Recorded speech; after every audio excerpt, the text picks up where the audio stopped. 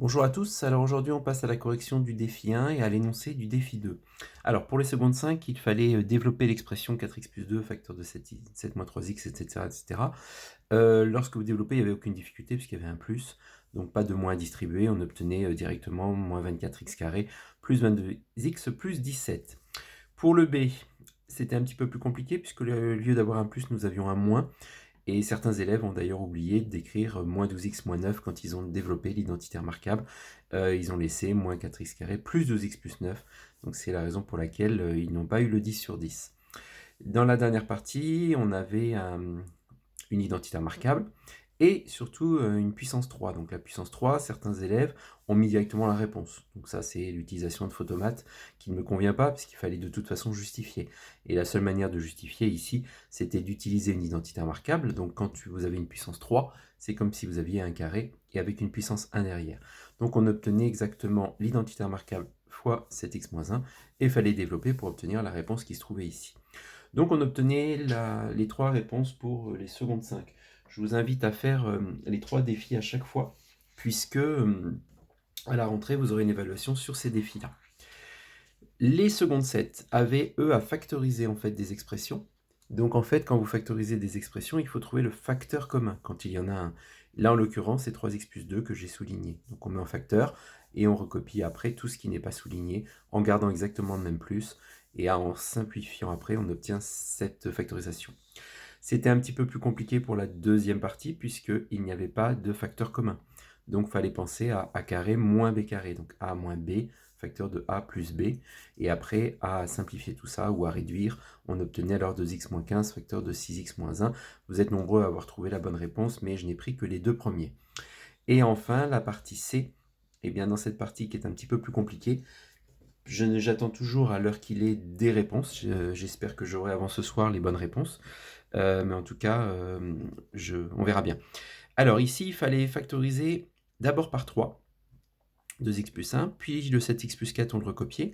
Là, il fallait factoriser d'abord par 9, ce qui faisait apparaître 2x plus 1. Et enfin, ça, c'était une identité remarquable. La difficulté, c'est que le moins apparaissait devant, donc 4x carré plus 1, donc ce qui faisait moins, enfin, entre parenthèses, 4x carré moins 1. Identité remarquable qu'on retrouve ici, et je fais apparaître le 2x plus 1 à 3 reprises. Donc 2x plus 1, facteur 2, et bien après on recopie exactement tout ce qui n'est pas souligné, donc 3 facteur de 7x plus 4, plus 9 facteur de 7x moins 4, moins 2x moins 1. Et quand vous réduisez, vous obtenez alors 2x plus 1, facteur de 82x moins 23. C'est un exercice un petit peu difficile, mais adapté à ceux qui ont une moyenne supérieure à 12. Alors, pour les terminales S6, il fallait étudier les variations d'une fonction et trouver les limites. Donc la limite en 0 plus, pardon, c'était aux bornes du domaine.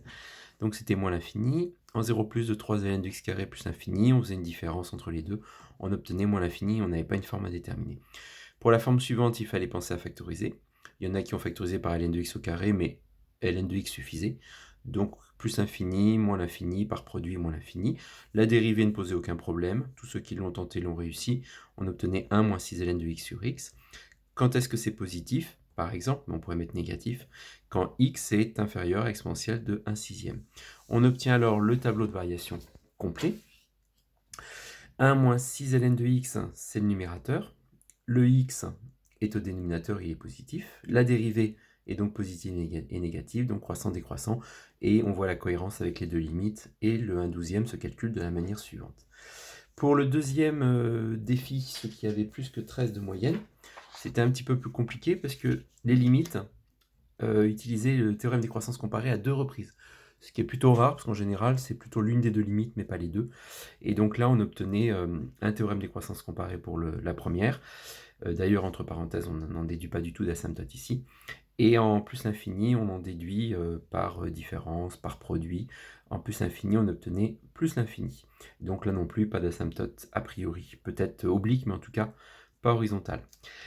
La grosse difficulté de cet exercice-là était qu'il fallait en fait dériver une fois et on s'apercevait qu'ici, on ne pouvait absolument pas étudier le signe de cette expression. Donc l'idée, et ceux qui l'ont traité ont réussi à le faire, il fallait dériver 2 fois. Donc on obtenait 2x, 2 moins 1 sur x, donc la dérivée de 2x, 2. la dérivée de 2 c'est 0, et la dérivée de 2 moins ln de x, on obtient moins 1 sur x. On met au même dénominateur, on obtient 2x moins 1. Il fallait juste penser à ça, parce qu'après, la fin est un jeu d'enfant, puisque la dérivée seconde a pour signe un nombre toujours, la dérivée seconde est donc négative et positive, puisque 2x moins 1 s'annule en 1/2, le x étant toujours sur 0 plus infini, il est positif, la dérivée seconde est négative et positive, donc la fonction g' est décroissante et croissante, et il se trouve que ce nombre-là, il se calcule de la manière suivante, en prenant la dérivée de g en 1/2, et bien, ce calcul, on obtient moins ln de 1/2 qui se transforme en plus ln de 2, donc même sans calculatrice, il n'y a pas besoin de calculatrice pour trouver que c'est strictement positif, puisque 3 est positif, ln de 1 valant 0 et la fonction ln étant croissante, ln de 2 est forcément positif. Donc quand on ajoute, même sans valeur approchée, on en déduit que c'est positif. Donc si la dérivée est positive, ça veut dire que la fonction g était croissante, et on retrouve à nouveau la cohérence avec les limites. Voilà, on va passer aux choses sérieuses maintenant, puisqu'on va passer au défi numéro 2, qui j'espère va rapporter des points aux élèves qui ne l'ont pas encore eu. Je répète que dans les défis, je ne mettrai pas dans la même semaine 10 sur 10 à 2 élèves. Donc, enfin, il n'y aura pas 2 10 sur 10 à un élève, pardon.